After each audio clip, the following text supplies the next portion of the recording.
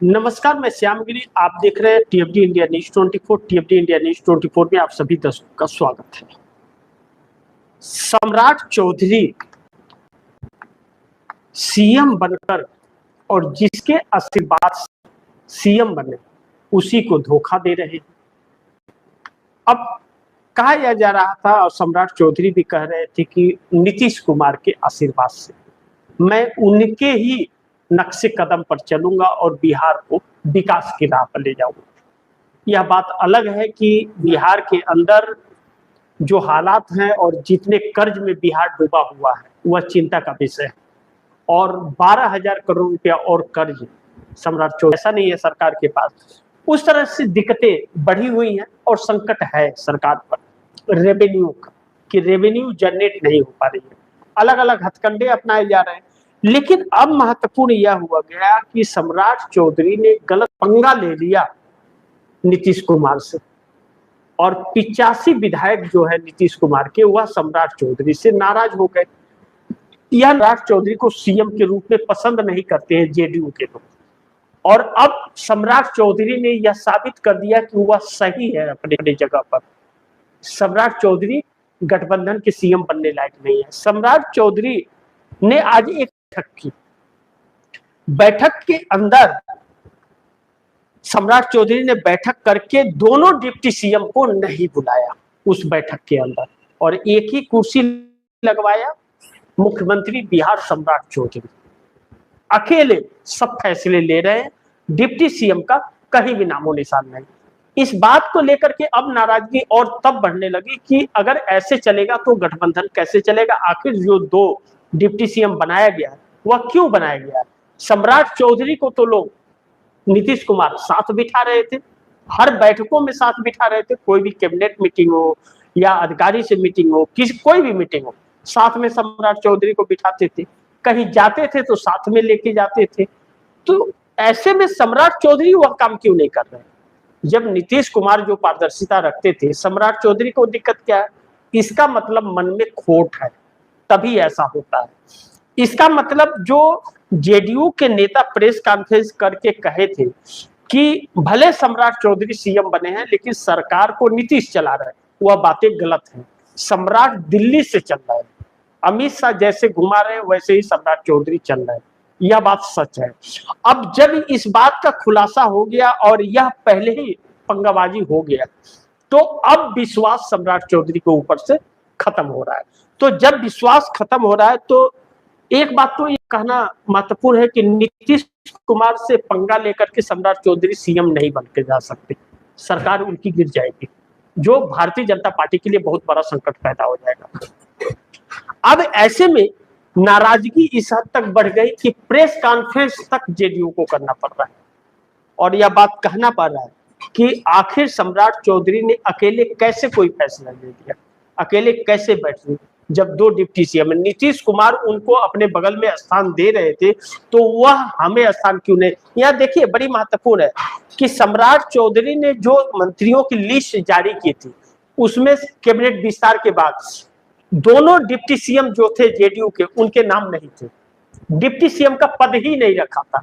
बहुत हल्ला गुल्ला होने के बाद, सवाल खड़े होने के बाद, बहुत नीतीश कुमार के साथ बैठकें होने लगी जेडीयू की, तब सम्राट चौधरी ने दूसरी लिस्ट जारी की और डिप्टी सीएम का नाम लिखा।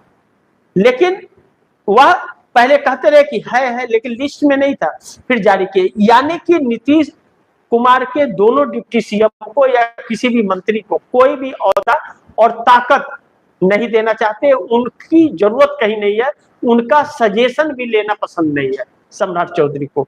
इससे यह पता चलता है कि भारतीय जनता पार्टी ने पूरी तरह से बिहार को अपने कब्जे में ले लिया है, और आने वाले वक्त में नीतीश कुमार के लिए दिक्कत है।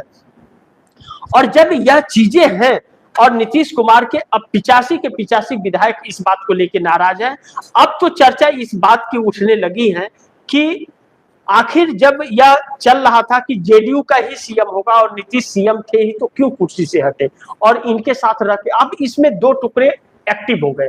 एक था टुकड़ा, एक दल था जो भारतीय जनता पार्टी के साथ रहना चाहता था, दूसरा टुकड़ा जो था वह महागठबंधन के साथ रहना चाहता था। अब दोनों में सहमति बन गई कि या तो इस तरह हमारी जनाधार खत्म कर देंगे, अब पावर नहीं है तो डिप्टी सीएम वैसे झुंझुना वाला हो जाएगा, कोई मतलब ही नहीं रहेगा। फैसले दिल्ली से हो रहे हैं, जैसे हरियाणा का, जैसे मध्य प्रदेश का, जैसे गुजरात का, जैसे राजस्थान का, मोदी और साफ फैसले लेते हैं, यहाँ के मुख्यमंत्री डब्बा है। तो इस तरह से चल रहा है तो फिर नीतीश कुमार को तो ऐसे बड़ी दिक्कत होगी। तो ऐसे में अब नाराजगी बढ़ रही है, और ऐसा अगर है तो नीतीश सीएम की कुर्सी से सम्राट चौधरी को कभी भी हटवा देंगे, नहीं तो समर्थन वापस भी ले लेंगे। अब इसको लेकर के नीतीश कुमार बहुत गंभीर हो गए हैं, और नीतीश अब इसको लेकर के जेडीयू के लोग बैठक करेंगे, 85 विधायकों की बैठक होगी, और बैठक में फैसला होगा सम्राट चौधरी ने ऐसा क्यों किया, इस पर नीतीश कुमार फैसला करेंगे। अब कहा यह जा रहा है कि अब इससे यह पता चलता है कि सम्राट चौधरी से और जेडीयू से बनने वाली नहीं है। दो तीन चीजें इसमें और भी अहम है।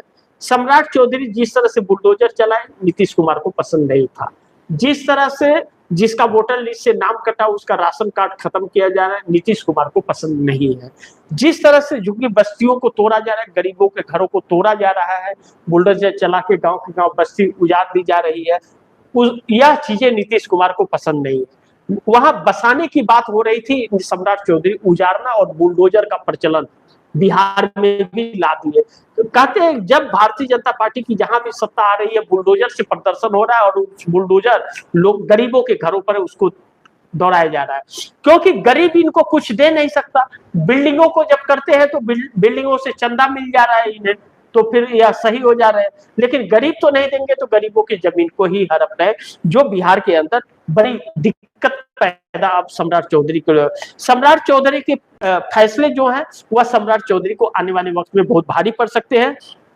अब नीतीश जेडीयू की बैठक करेंगे, उस बैठक में क्या फैसला होता है, लेकिन अब नाराजगी विधायकों में अब बहुत ज्यादा बढ़ गई है सम्राट चौधरी को लेकर के, और अब जेडीयू की तरफ से यह मांग जरूर उठेगी जो पहले उठ रही थी कि हमें भाजपा का सीएम पसंद रहे, हमें जेडीयू का सीएम चाहिए। तो जेडीयू का सीएम अब बिहार में भाजपा के नेतृत्व में नहीं बन सकता।